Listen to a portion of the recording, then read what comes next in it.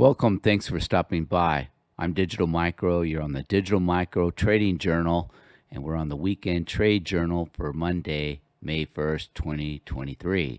This is all about day trading for ROI payout, no trade recommendations because it's just my trade journal. And I'm going to cover liquidity pools and balance, consolidation, expansion, displacement, time of day.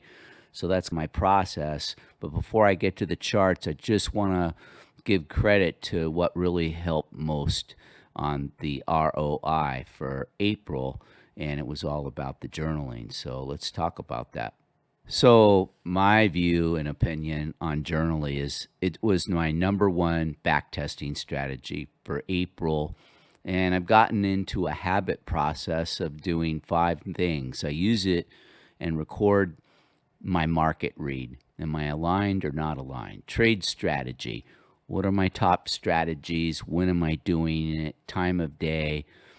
Am I getting in and out right? The money management. If I don't have money management and I'm not at the pinnacle of execution of that, it's going to show up in my journal. So I need to follow that template. Market execution.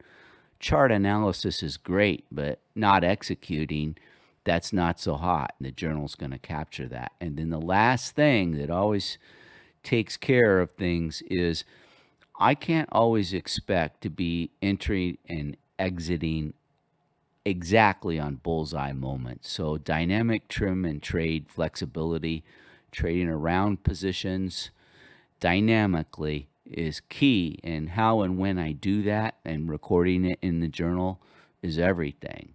So there you have it. That's why journaling is number one ROI backtesting strategy for me, and how it helped me in April with these 5 models.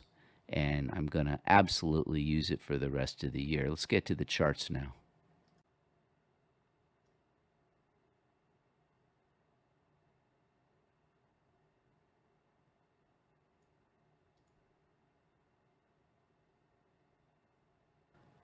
So after ending this week here, what's real noticeable is this candle wick. So propulsion candle with a long wick. We end just under 4,200. Buy side liquidity for the May would be, of course, 42 zone. The next one is these 2 highs. Buy side liquidity, equal highs, 42.23 and change. And then right up here, this is back in February 3rd, 42.44.5. So as far as the retracement here on the low of this wick of last week, this matches a 61.8% fib from the low of March 31st to the high here of 2 weeks ago. And so the retracement, 61.8 fib. And the next thing I want to point out is the extension. If we take the low of March 31st, low of last week, to where we had the high of last week, then the extension is 61.8, which is a confluence of 42.46. So these are just projections and analysis, because the bottom line here is the market, maybe it goes down, but it doesn't stay down, and it's resilient. So I've got to be open to the idea that Memorial Day, from now May 1st to Memorial Day, could rally back up to this volume imbalance, but along the way, we could be headed towards this 50%, 61.8%, and 79% fib, even as soon as next week. So these are the levels for the weekly. Let's go to the next chart. So very important on the chart is that this bearish order block from the last 2 weeks finally got covered with the candle body. So I'm not going to carry it forward into the new week of May. The other thing is that we did leave open this yellow rectangle fair value gap, okay? So that comes in at the top at 41.71, the bottom is 41.57. But because of the bearish order block here being covered, maybe this is less likely to go down. But I'm going to watch this on the lower level. But as we previously analyzed the weekly chart, we still could go higher before we go and revisit this fair value gap on the lower.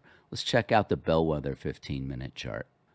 So what I did was I transposed that fair value gap that I mentioned on this 71 by the 57 on the 4-hour, put it on the 15. So when it was created, you can see Friday, it still got covered and we retraced back. So I'm not extending this out on the 15-minute because we created it, nullified with price action, end of day in the afternoon, closes above the new week open gap and goes all the way almost up to 4,200 and algorithmically pull back by.